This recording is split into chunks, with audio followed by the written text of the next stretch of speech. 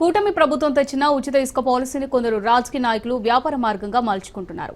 కడప జిల్లాలో ఉన్న 10 ఇసుక రీచ్లు రాజకీయ నాయకుల కనుసన్నల్లోనే నడుస్తున్నాయి. ఎలాంటి స్లిప్పులు లేకుండానే ఇసుకను ఇతర రాష్ట్రాలకు కూడా తరలిస్తున్నారు.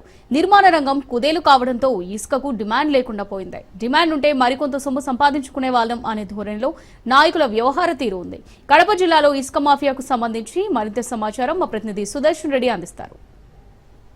ఏపీ ప్రభుత్వం తీసుకొచ్చినటువంటి ఇసుక పాలసీ విధానంలో కొన్ని లోటుపాట్లు కనిపిస్తూ ఉన్నాయి. అయితే ఈ పాలసీ ద్వారా ప్రజలందరికీ అందుబాటులో ఇసుక లభిస్తున్నప్పటికీ ఇసుక క్వారీలన్నీ కూడా కొంతమంది రాజకీయ నాయకుల కబందాస్తాల్లో వాళ్ళ కనుసన్నల్లోనే నిర్వహిస్తూ ఉండడం కారణంగా వాళ్ళు అనుమతులను అలాగే కొన్ని రూల్స్ను అతిక్రమిస్తున్నారన్న ఆరోపణలు వినిపిస్తున్న నేపథ్యంలో ప్రస్తుతం రాజ్నుసు పెన్నా నది సమీపంలో ఉన్నటువంటి ఒక ఇసుక క్వారీ దగ్గరికి వచ్చింది. అసలు గ్రౌండ్లో ఏం జరుగుతుంది అనే విషయాలను వివరించే ప్రయత్నం చేయబోతున్నాము. ప్రస్తుతం ఇక్కడ మనం విజువల్స్లో కూడా చూడవచ్చు. ఇది సిద్ధవటం దగ్గర ఉన్నటువంటి ఒక ఇసుక రీచు. అక్కడ ఉన్నటువంటి నదిలో ఉన్నటువంటి ఇసుకను తీసుకువచ్చి ఇక్కడ డంప్ చేస్తారు. ఇక్కడ నుంచి తీసుకెళ్తారు. అంటే ప్రతి ఇసుక రీచుకు అనుబంధంగా ఒక స్టాక్ పాయింట్ను ప్రభుత్వం అనుమతించింది.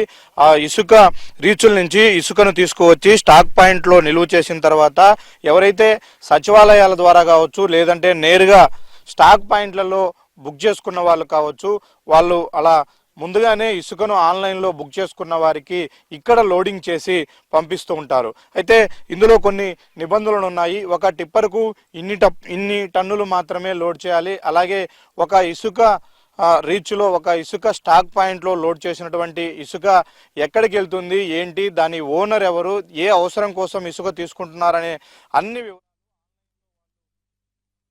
సిద్ధవటం మండలంలో ఇసుక క్వారీ వచ్చేసి దర్జిపల్లి క్వారీ, ఒంటిమిట్ట మండలం దర్జిపల్లి క్వారీలో అనుమతులు వచ్చాయి. అక్కడ కొన్ని అనివార్య కాలంలో అక్కడ ప్రజలు అభ్యంతరం తెలిపారు. దాన్ని తీసుకునేసి ఇక్కడ సిద్ధవటం మండలము జంగాలపల్లి క్వారీని ద్వారా అక్కడ అక్రమంగా ఇటాచీలతో తోలుతూ చాలా భారీ వాహనాలకు కావాల్సిన కాడ ఎక్కువ పోసుకొని పగులు రాత్రి కూడా తోలుతున్నారు.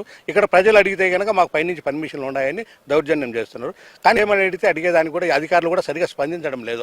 ఒక ఎంఆర్ఓ గారు కానీ మిగతా డిపార్ట్మెంట్ ఎవరిని అడిగినా కూడా వాళ్ళకి పర్మిషన్లు ఉన్నాయని అడుగుతున్నారు. మేము చాలా వరకు కలెక్టర్ గారికి వెళ్ళాము, జేసీ గారికి వెళ్ళాము, ఆర్డీఓ గారికి ఫోటోలతో సహా పెట్టాం. సార్ ఇదేం సార్ అన్యాయము.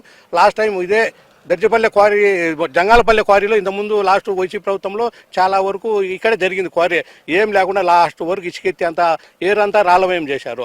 అప్పుడు జరిగిన ఒక యాక్సిడెంట్లో ఒక టిప్పర్ కింద ఆటో తగులుకొని దాదాపు ఒక 10 మంది వరకు మహిళలకు గాయాలే. లాస్ట్ ప్రభుత్వంలో చెంగలాడి గారి ఆధ్వర్యంలో మేమందరం ధర్నా చేసి పోలీసులతో కొట్లాడి